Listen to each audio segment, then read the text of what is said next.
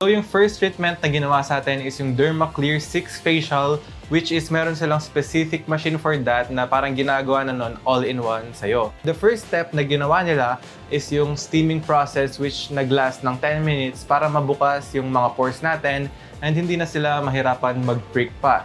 And then the second step was meron silang parang tool for sucking na makakatulong na ilabas na agad yung mga acne or blackheads para for the third step, super dali na lang i-prick ng mga acne and blackheads natin.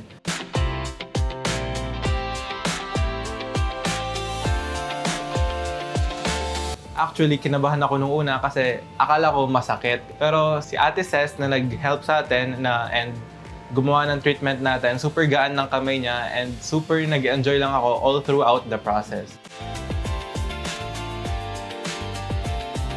And then the last step for our facial is yung cooling mask natin na super nag-refresh ng mukha ko after ng mga ginawang steaming, ng mga ginawang sucking, ng ginawang pricking. Yun talaga yung nagpa-refresh ng buong face ko.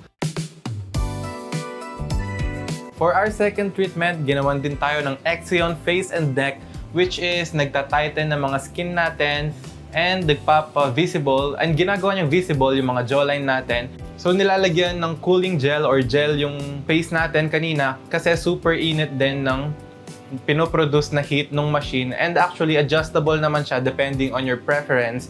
So yung sa akin kanina around 65% to 60%, which is tolerable naman siya and kinaya ko naman siya.